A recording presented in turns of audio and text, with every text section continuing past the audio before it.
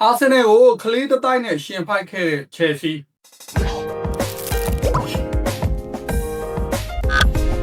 အားလုံးမင်္ဂလာပါဘာဝစ်ဘလူးလိုင်းမှာလည်းပြန်လည်ကြိုဆိုလိုက်ပါတယ်ဒီစီတင်ကိုအဓိကကူညီပံ့ပိုးပေးတာကတော့ YGN ဂျာစီရှော့ကဖြစ်ပါတယ်နိုင်ငံသေးနဲ့ကလပ်တင်မျိုးစုံတွေရဲ့ဂျာစီကိုပစ္စည်းမှန်ဈေးနှုန်းမှန်နဲ့ဖိတ်ရှာယူကြည့်တော့ဝယ်ရရှိနိုင်ပါတယ် Ryan Expert ရောက်တဲ့မျိုးတိုင်းကိုအိမ်ရောက်ငွေချစ်စနစ်နဲ့ဝယ်ရရှိနိုင်တာဖြစ်လို့ page link လေးကိုလည်း description မှာထည့်ပေးထားပါတယ်ခင်ဗျညကပွဲကိုပွဲပြီးသုံးသက်ချက်ဆိုတာလေပွဲပြီ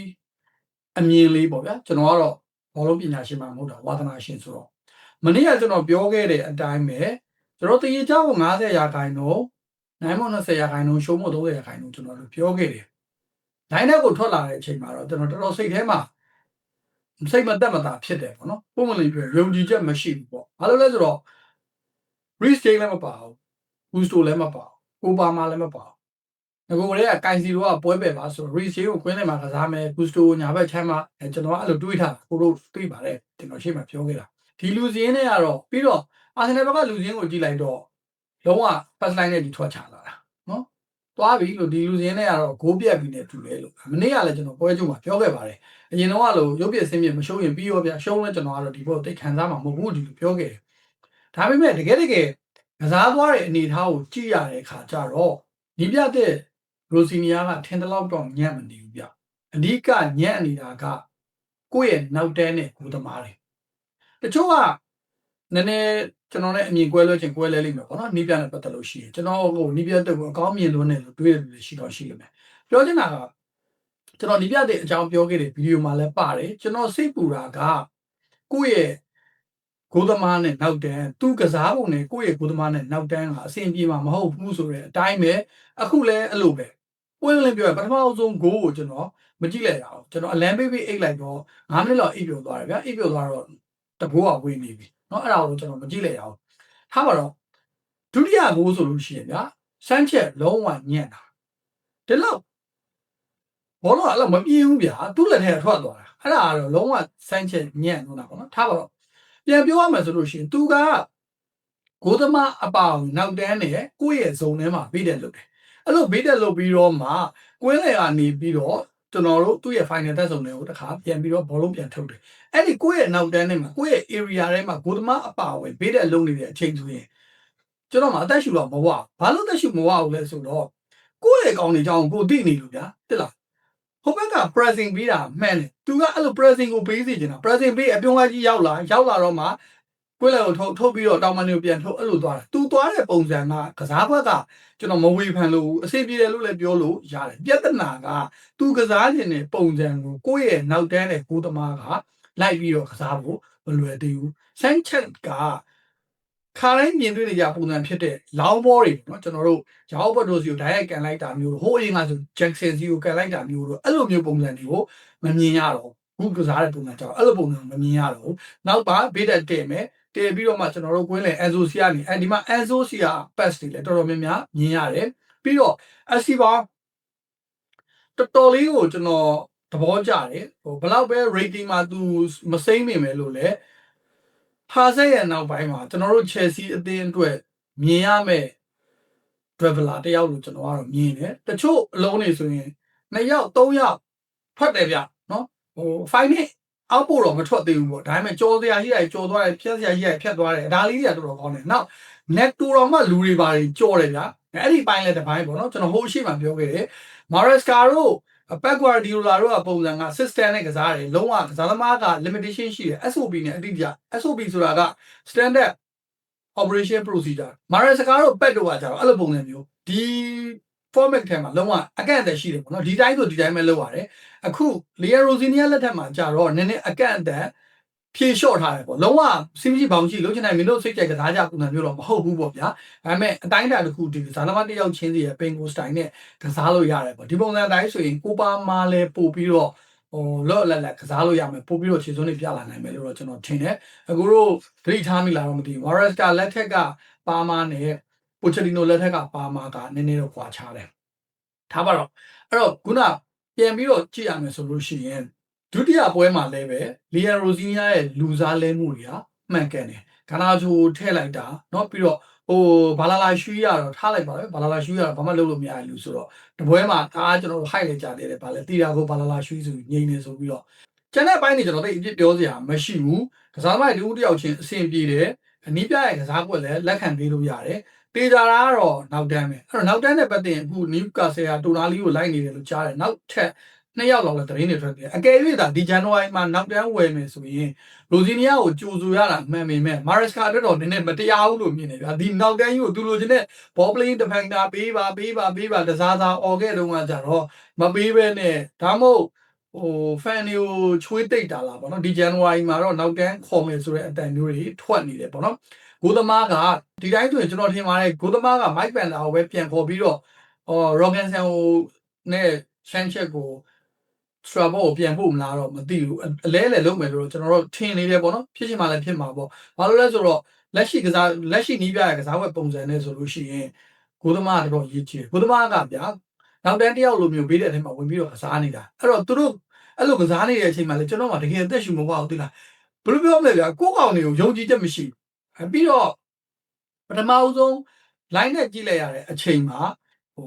မာရက်စကာတော့ဆိုရင်ဒါအဲ့အချိန်မှာခန်းစားချက်ကကောင်းတယ်ဒီ link နဲ့ဆိုတော့ငါတို့က ACC တည်ပြီးတော့ကစားနိုင်တယ်ပေါ့နော်ဒါပေမဲ့သူထွက်လာတဲ့ line နဲ့ကိုကြည့်လိုက်တဲ့အချိန်မှာ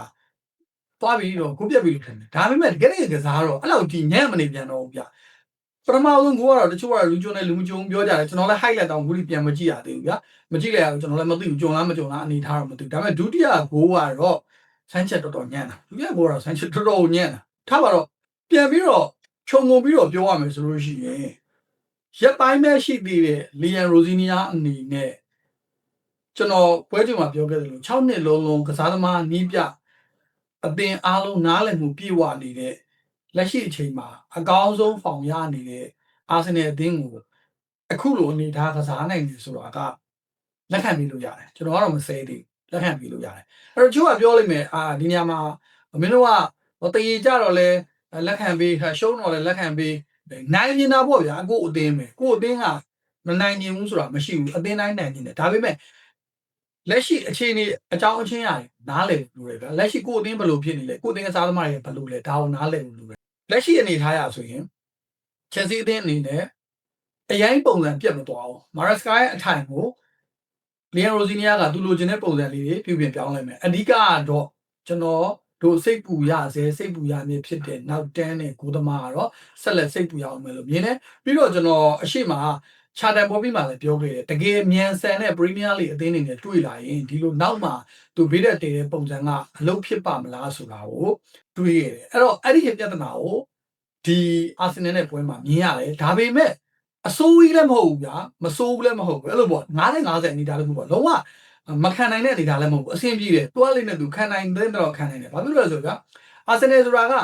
ဂိုးတကိုးရဖို့အတွက်နီလန်မျိုးစုံပေါ့နော်ပြောချင်တာကသူတို့ဆက်ပီစ်ကနေကော်နာရရင်လည်းသူတို့ကဂိုးရတယ်သူတို့ကမှန်းထားပြီးတော့ရလဲရတာပုံမှန်အသင်းတစ်သင်းအနေနဲ့ဆိုရင်ကော်နာရရင်90ရာခိုင်နှုန်းပြောလို့ရတယ်ဒါဂိုးရအောင်ပေါ့နော်သူများအတွက်ကော်နာဒီဂိုးတကိုးရဖို့အတွက်90ရာခိုင်နှုန်းဆိုရင်အာဆင်နယ်အတွက်ကော်နာဒီဂိုးတကိုးရဖို့အတွက်80ရာခိုင်နှုန်းလောက်ရှိတယ်အဲ့ဒါအပိုင်းတော့ကျွန်တော်ပြောခဲ့တယ်ကျွန်တော်တို့က set piece defending ညံ့တယ်ကျွန်တော်တို့ပြီးတော့အရက်ပူတာလည်းပါတယ်ပေါ့ဗျာကိုယ်တင်ရတယ်ပြီးတော့ဒီတင်းပါတို့နဲ့အစီပါအောင်နဲ့ကစားနေတာကြည့်နေကျွန်တော်တားဖိုင်ပစ္စည်းတွေမှာမြင်တယ်သိလားအစီပါကိုတားဖိုင်လို့ကဒုက္ခပဲဒီကောင်လေးကတပုံတွေယုံဟိုကဘော်ဒီချင်းလဲကွာတယ်အသက်အရွယ်ချင်းလဲကွာတယ် maturity ချင်းလဲကွာတယ်အကုန်ကွာတယ်ဒါပေမဲ့ကျွန်တော်ကလူငယ်တွေအားပေးတဲ့လူမို့လို့လားတော့မသိဘူးကျွန်တော်ကကြိုက်တယ်အဲ့ဒီမှုစိနောက်တော့လေးတွေနဲ့ကိုအတင်းရလဲအဲ့လိုကလေးတွေကြီးပဲဗျာဒီနေ့ပါကြည့်လိုက်ပါဦး Racing လည်းမပါ Gusto လည်းမပါပါမာလည်းမပါ Kaisiro လည်းမပါပျော်စရာကြီးနော်အဲ့တော့ဒီအချိန်နေနဲ့ဒီအနေထားမှာ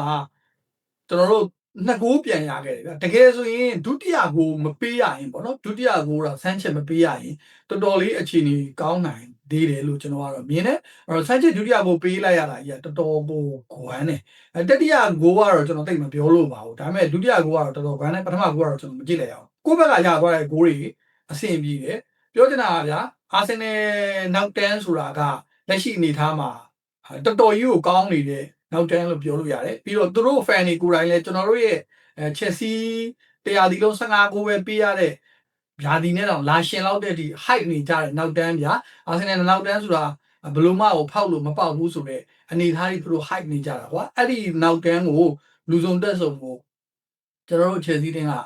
နှစ်ကိုရအောင်ပြန်ပြီးတော့တွင်းသွားတယ်အဲ့ဒုတိယကြော့အတွက်မျောလင်းချက်ကတော့ရှိတယ်လုံးဝမျောလင်းချက်မရှိတော့တာတော့မဟုတ်ဘူးသူ့အိမ်ခွဲမှာကစားရမှာဆိုပေမဲ့လုံးဝမျောလင်းချက်မရှိတော့တာတော့မဟုတ်ဘူးပေါ့ပြီးတော့ကျွန်တော်ပွဲစဉ်မှာပြောခဲ့သလိုအာဆင်နယ်ဒီဖလားကိုဘယ်လောက်အရေးထားလဲဆိုတဲ့ပုံမှာလဲမူတည်ရဲဆိုတော့အရေးထားတယ်ဗျလူစုံတက်ဆုံတော့ထွက်လာတယ်အရေးမထားလို့လဲမရတော့ဘူးဗျာဒါကတော့သူများအတင်းကြောင့်ကျွန်တော်ထဲ့တော့မပြောချင်ကြပါဘူးဒါပေမဲ့လမ်းကျွန်တော်ပြောရမယ်ဆိုလို့ရှိရင်အာဒီတာအတွက်လိုအပ်နေတာကဖလားပဲကျန်တဲ့အရာတွေအားလုံးကသူလှုပ်ရှားအကုန်လုပ်ပြီးသွားပြီဘာဖလားဖြစ်ဖြစ်သူ့အတွက်ဖလားလုပ်နေတာဗျာအဲ့တော့ကျွန်တော်ကအဲ့ဒါကြောင့်ရှေ့မှာခဏခဏပြောတယ်ဘလို့အခြေအနေပဲဖြစ်နေဖလားတစ်လုံးကိုကျွန်တော်တို့ကတော့ရကျင်တယ်လိုချင်တယ်ဘာလို့လဲဆို winning mentality ကိုလိုချင်တာเนาะအဲ့ဒါကြောင့်မို့လို့ဒီဟာဒီမှာ FA ပဲရကာရာဘောင်းပဲရကျွန်တော်ကတော့ရရင်လိုချင်တယ်လို့ဒါပြောခဲ့တယ်အဲ့တော့အခုချိန်ထိလည်းမျောလင်းချက်ကတော့လက်မလျှော့သေးဘူး 1% ရှိလဲကျွန်တော်ကတော့မျောလင့်ပါပဲဒါပေမဲ့လက်ရှိအနေထားမှာ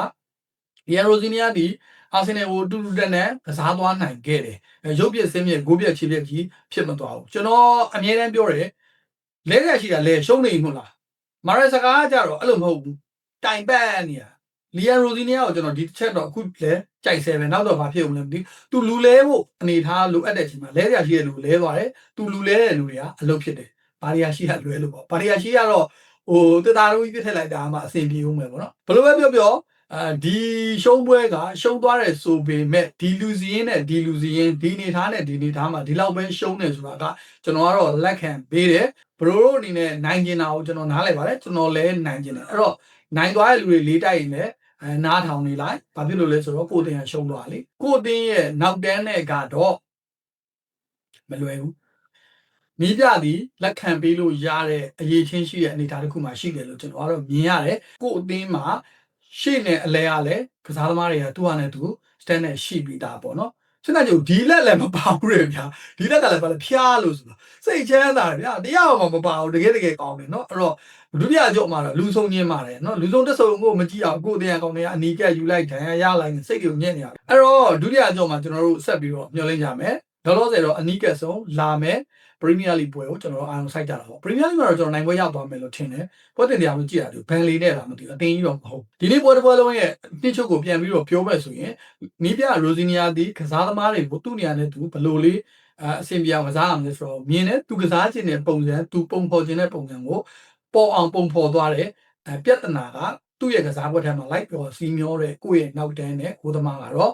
error ရှိနေသေးတယ်အဲ့ဒီအပိုင်းကလွဲရင်ကျွန်တော်သဘောကျတာကတော့လူစားလဲတဲ့အပိုင်းလေးတွေသဘောကျတယ်ဒီပွဲတစ်ပွဲအနေနဲ့ပြောရမယ်ဆိုရင်လီယန်ရိုဇီနီယာကတရေကြရင်သူ့ကိုကျွန်တော်စာမွဲအောင်တယ်လို့တတ်မှတ်မယ်ပေါ့နော်အခုတော့သူကရှုံးသွားတယ်ရှုံးသွားပေမဲ့အတိုင်းအတာတစ်ခုပြတဲ့တကြောင်မလို့ moderation ပေါ့ဗျာကတ်ပြုတ်တယ်လို့ပြောလို့ရတယ်တို့မဟုတ် moderation နဲ့ကတ်အောင်တယ်လို့ပြောမှဆိုလည်းပြောလို့ရတယ်လို့တော့ဒါကျွန်တော်ရဲ့တဦးလေးရဲ့ personal အမြင်အဲ့လိုမြင်တယ်ဆိုတော့ brother တို့အနေနဲ့ရောဘယ်လိုမြင်ကြလဲဒီပွဲနဲ့ပတ်သက်ပြီးတော့ comment မှာပါဝင်ဆွေးနွေးပေးခဲ့ကြပါဦးခင်ဗျာဟုတ်ကဲ့ပါကျွန်တော်နောက်ဗီဒီယိုနဲ့တူပြန်လာခဲ့ပါမယ်ဗျာ